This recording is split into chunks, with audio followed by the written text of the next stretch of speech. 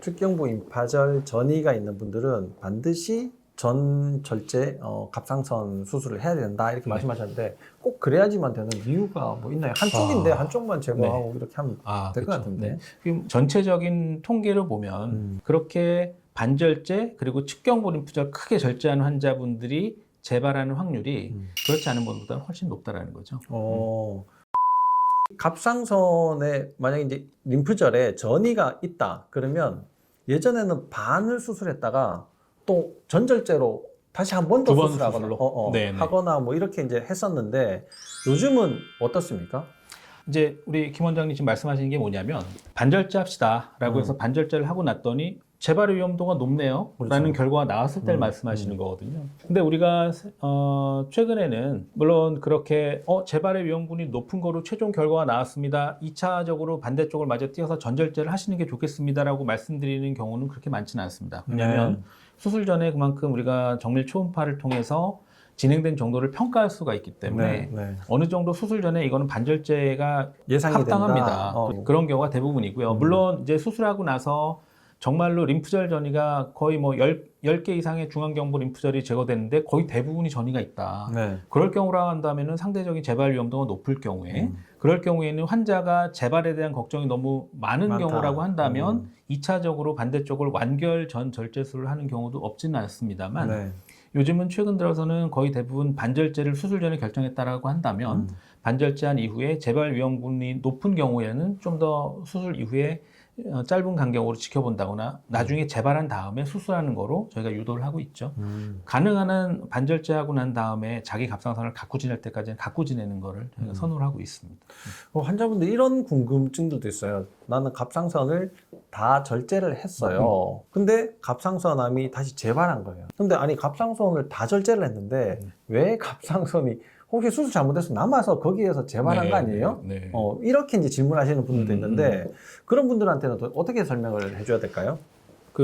지금 이 책상 위가 굉장히 깨끗하죠. 깨끗해 보이는데 실제적으로 이렇게 보면은 작은 먼지들도 있고 작은 티끌 같은 것도 있을 거죠. 그렇죠. 그래서 갑상선을 우리가 수술할 때 전절제 했을 때 다 떼어내고 림프절도 충분히 제거해내고 수술 잘 끝났습니다라고 해도 분명히 아주 저위험군인 경우에도 5% 정도의 재발의 위험성을 갖고 있습니다. 뭐 높은 경우에는 50%까지 재발 위험도를 평가하는 그룹들도 있지만 눈에 보이지 않는 암세포들은 사실은 어느 임파선인가 가서 숨어있을 가능성이 있다는 거죠.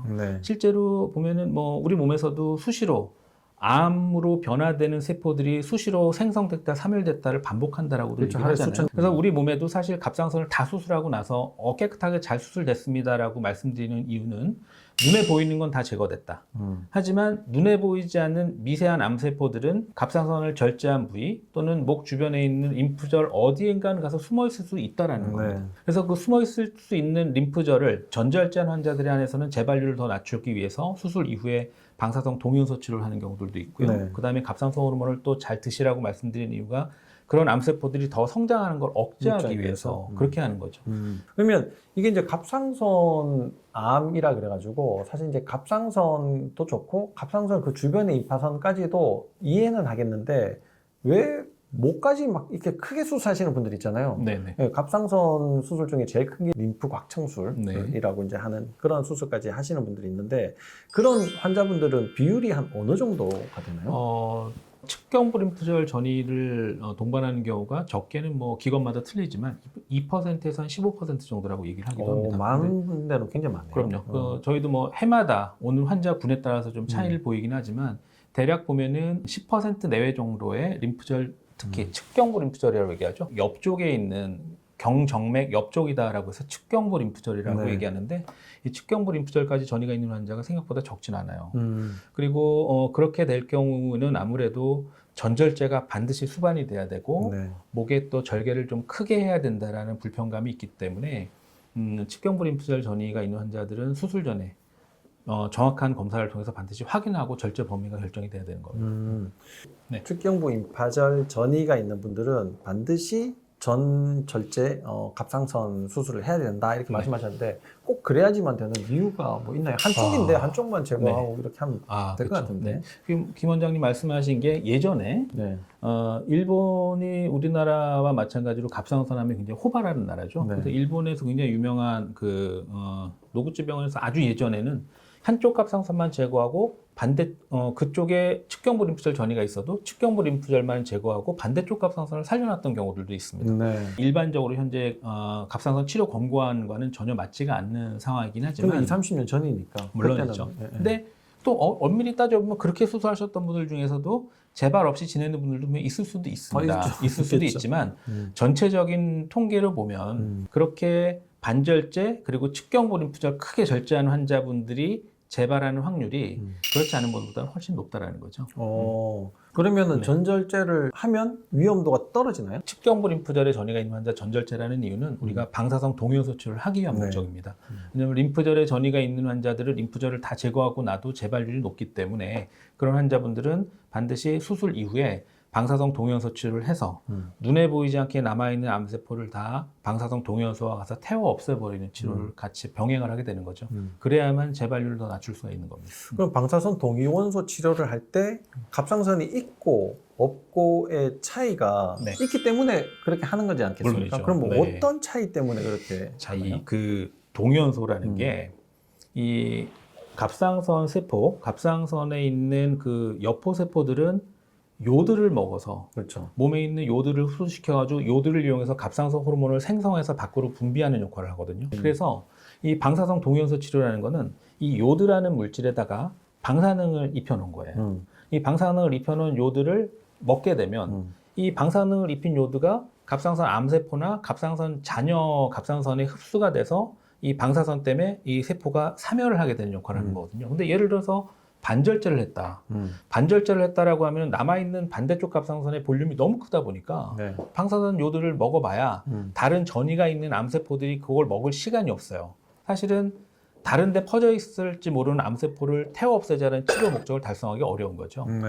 그러면 방사능 요오드 치료를 고농도로 한다. 저농도로 한다. 뭐 또 이렇게 또 나누지 않습니까? 그럼 위험군이 있으면 고농도로, 저위험군은 저농도로 이렇게 이제 하게 되나요? 방사성 동요소 치료는 일단 림프절 전이가 있는 환자, 전절제한 환자를 대상으로 하게 되는 경우가 대부분인데요. 일반적으로는 물론 환자 체형이라든지 그리고 몸무게 여러 가지를 고려해서 먹는 방사성 요드의 그 동요소 용량을 측정을 해서 먹게 하는 경우들도 물론 있습니다만 보편적으로는 최근 들어서 림프절 전이 있는 경우는 최소한 100 이상의 방사성 요드의 용량을 가지고 치료를 하게 됩니다. 림프절 전이뿐만 아니라 원격 전이가 있는 환자들이 있잖아요. 뭐 폐라든지 뇌, 간, 뼈 같은 데 갑상선암이 전이되는 경우들도 있는데 그럴 경우에는 가능한 한 최대 용량으로 높여서 여러 번 반복해서 방사성 동요소 치료를 해야 되는 그런 경우가 되겠습니다. 근데 방사능 동위원소를 여러 번 반복으로 해야지 된다 그러면 이게 하고 나서 일정 기간 쉬어야지 되고 다른 사람을 만나지 말아야 되고 뭐 이런 이제 주의 사항들도 있잖아요.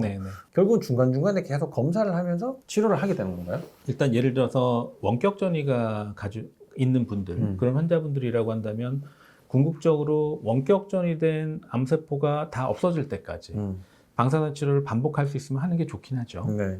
근데 이 방사성 동요소 치료를 너무 많은 용량을 오랫동안 반복하게 되면 방사성 동요소 치료로 인한 2차 암의 발병률이 또 올라갈 수가 있어요. 보편적으로는 원격 전이가 있는 환자들이라 하더라도 5번 이상의 동요소 치료를 반복하는 경우는 거의 흔하지는 않습니다. 5번까지 방사성 동요소 치료를 했는데도 불구하고 원격 전이가 남아있는 환자들은 사실은 그 이상 방사성 동요소 치료를 반복하지는 않고요. 그런 다음에는 우리가 그 다음 단계로 고려해야 될 치료들을 좀 생각을 해봐야 되겠죠. 그러니까 사실 이제 유방암도 방사선 치료를 하게 되는데 여기도 이제 방사선 치료를 한번 받게 되면 2번, 3번 못 하게 되거든요. 왜냐하면 피부가 이미 손상이 되기 때문에 거기에 계속 똑같은 방사선을 쬐지 못하니까 방사선 치료는 평생에 그냥 한 번 이렇게 이제 알려져 있단 말이에요. 그런 것처럼 갑상선도 방사능 요오드 치료가 결국은 5번 정도가 한계다. 이렇게 이해를 하시면 되겠네요. 그 다음 2번째 관심을 갖는 게 흉터란 말이에요. 예전에는 거의 이제 목으로 절개를 해가지고 하니까 여기에 흉터가 다 남았잖아요. 근데 요즘은 이런 흉터를 보이지 않도록 하는 수술 방법도 많잖아요. 그러니까 그런 수술 방법을 한번 좀 소개를 해주시죠. 일반적인 갑상선암의 수술 방법은 목을 절개하고 하는 수술 방법입니다. 1990년대 여러 가지 뭐 사회적인 뭐 미용에 대한 관심도 있고 또 사회적인 그 사회 활동을 또 왕성하게 해야 되는 연령대에서 아무래도 갑상선암의 발병률이 올라가다 보니까 이 흉터 자체도 어떻게 보면은 사회생활하는데 컴플렉스를 작용할 수가 있는 거예요.